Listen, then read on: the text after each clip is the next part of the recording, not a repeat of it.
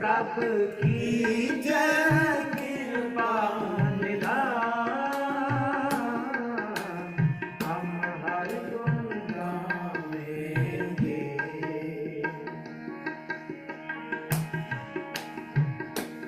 प्रभु की जय कृपा हम हर गुण गावेंगे।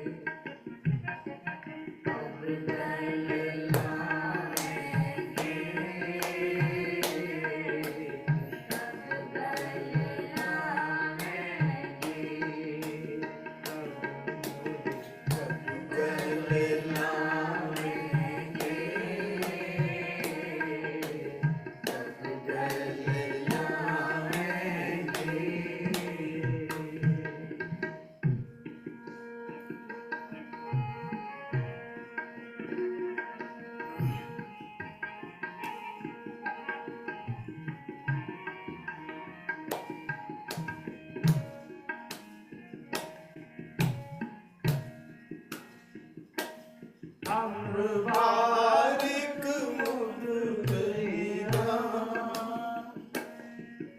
पिता समझाएंगे।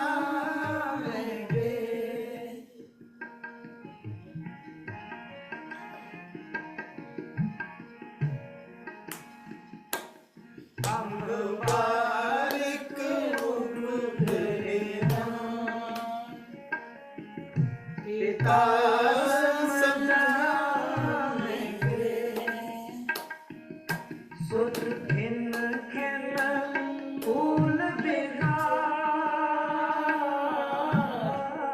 जगत पित पावेंगे। सुत खिन खिन फूल बिहार जगत पित पावेंगे। आओ तुम ही करो इस आस प्रभु मोहे कब गल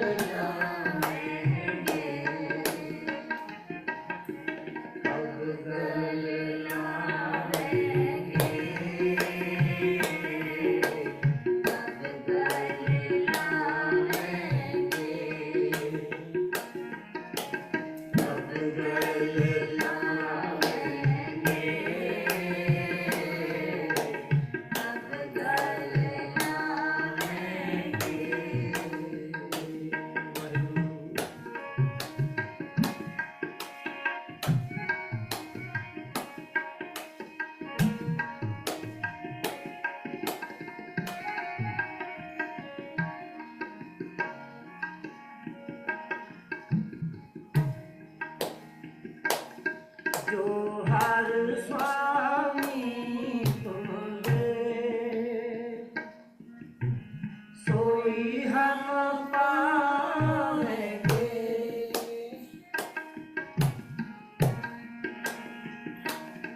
जो हर स्वामी तुम दे,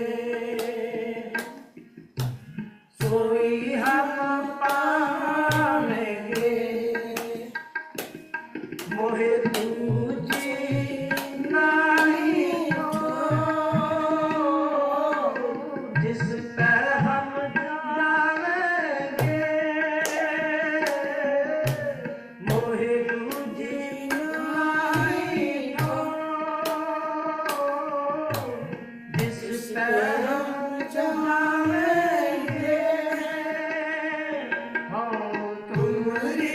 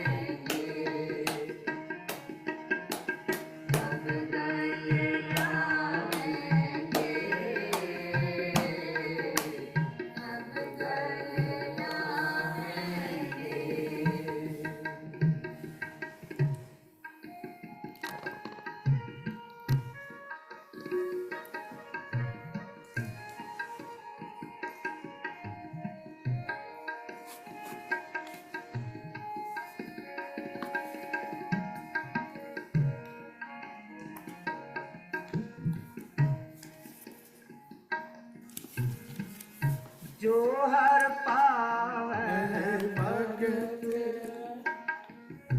तेरा हर पावेंगे।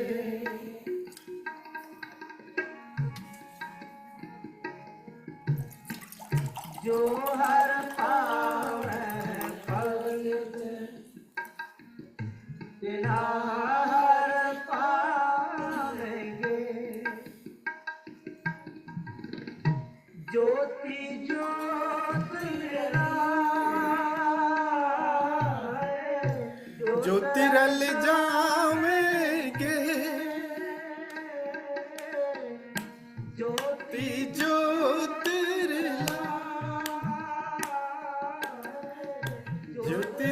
जावेंगे। तुम्हारी करऊं आस प्रभु मोहे कब गल लाएंगे। कब गल लाएंगे। कब गल लाएंगे। जय ओशो। बैठे।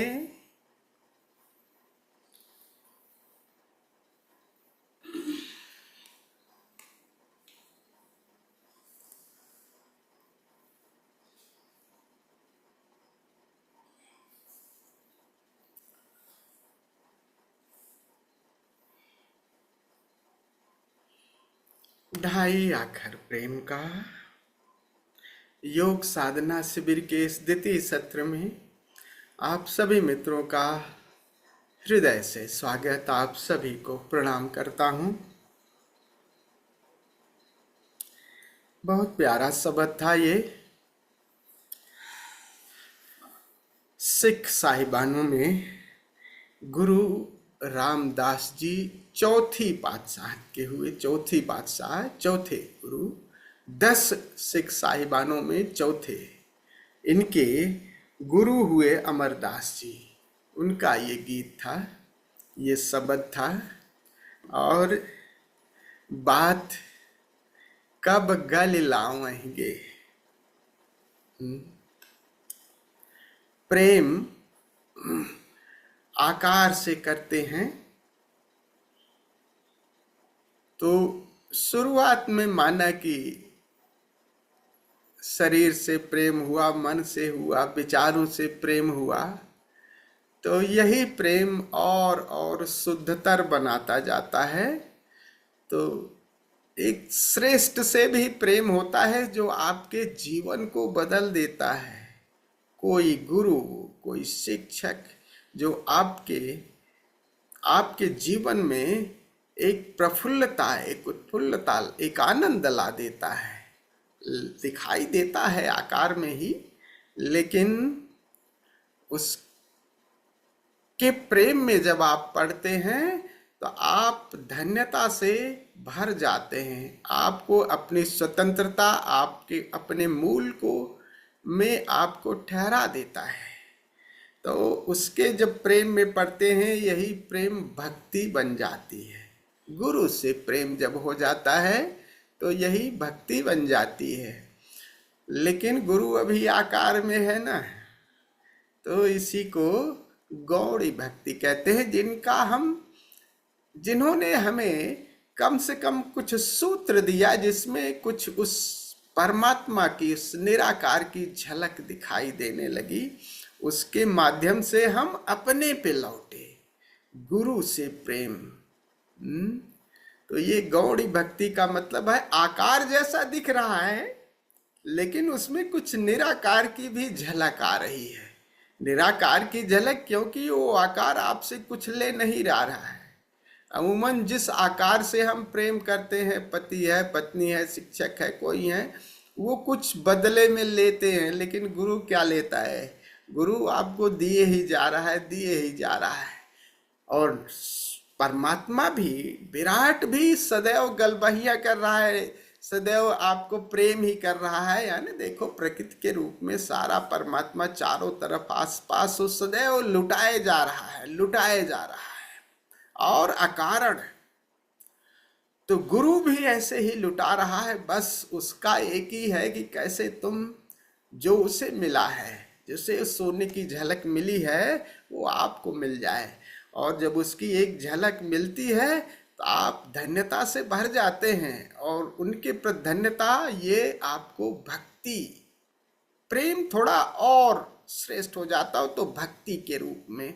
तब प्रेम से नहीं, आप उनके प्रति एक अहोभाव, धन्यता से भाव, गौड़ी भक्ति। और फिर गुरु कहता है अब मुझे छोड़ो, उंगली अब अपने भीतर डूबो, चीज दिखा दी। तो विराट से एक बार फिर आपकी गलबहियां होने लगती है। धीरे धीरे आपको उस विराट से भी प्रेम होने लगता है। उसी को पराभक्ति कह रहे हैं, और वही इस शब्द में है। कह रहे हैं कब गले लावेंगे। भक्त इसी तरह से रो रो करके जितना रोएंगे ना, रो रो करके उस परमात्मा को पुकारता है। और यही इसमें गुरु रामदास जी कह रहे हैं कि एक बच्चे की तरह, बच्चे नहीं रोते कभी कभी पिता से कि मुझे गोद ले लो, गोद ले लो, लेकिन पिता भी जानता रहता है कि असली ढंग से रो रहा है कि नकली ढंग से, जरूरत भी है कि नहीं, वो पहचान लेता है। तो आपकी पहचान, आपकी आर्त पुकार, वो पिता को, परमात्मा रूपी पिता को, जब आपकी करुणा भरी पुकार आर्त की, बस मिलने की, आप गोद ले लो मुझे। जैसे बच्चा ना इठलाता है कि मैं नहीं चलूंगा, गोद ले लो मुझे, ले लो, तो पिता गोद में ले लेता है।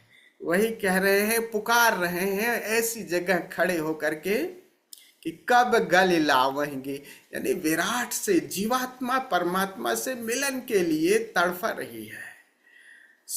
यानी परमात्मा की पुकार चूंकि सुनाई दे दी, भीतर से भी पुकार, अब मिलन की आकांक्षा है, मिट जाने की आकांक्षा है। गले लगा लो और हम और तुम एक ही हो जाए। तो वही कह रहे हैं कि कब लगाओगे, क्योंकि मैं तुम्हारा ही अंश हूं, अब बूंद बन के नहीं रहना चाहती, तो मुझे लगा लो गले ताकि मैं मिट जाऊं। हूं तुम्हारी करो नित आस, प्रभु मोहि कब गल लाओगे। आप कब लगाओगे? मैं बैठे आस में बैठा हूं कि कब मुझे गले लगाओगे। आस में इसलिए बैठा हूं कि अब तुम्हें देख लिया, तुम्हारी पुकार भी सुनाई देने लगी। अब पुकार से, देखने से बात नहीं बने लगी, अब तो बस मिटी जाऊं। अब पुकार से बात नहीं, सुन रहा हूं तुम्हारी वाणी को, सुन देख भी रहा हूं तुम्हें, लेकिन अब भी तो दूरी है ही, अब वो फिर मैं मिट जाऊं। आगे कह रहे हैं, हम बारिक मुकुद इयान पिता समझावेंगे। हम छोटे नन्हे बालक हैं, बिल्कुल भक्त बालक की तरह, निर्दोष बालक की तरह हो जाएं, तभी अगर मस्तिष्क से चाहेंगे परमात्मा को पाना तो नहीं हो पाएगा। खोपड़ी आपको विराट से नहीं मिलाएगी, तो बालक की तरह, और बालक की तरह बालक कितना संवेदनशील होता है। कह रहे हैं हम बारिक मुकुट नियान, हम बिल्कुल अबोध बालक हैं। और पिता समझाता है ना, बालक को जैसे पिता समझाता है, और बालक कभी कभी उद्दंडता करता है तो पिता ही समझाता है, बालक गलती तो करेगा ही करेगा। सुत खिन खुन भूल बिगाड़ जगत पित भावहेंगे। क्या करता है बच्चा, बार बार छोटा बच्चा क्या करता है, कभी किसी को एक डंडी मार दिया, कोई चीज तोड़ दी, और फिर पिता समझाता है नहीं नहीं बच्चे मारते नहीं, कोई आ गया किसी को नहीं मारते नहीं, इसको तोड़ते नहीं, इसको पटको मत। तो कह रहे हैं कि मैं तो गलत बार बार गलत करूंगा, मैं तो बच्चा ही हूं। तो आप पिता समझाता है। सुत खिन खिन भूल बिगाड़ जगत पित भावेंगे।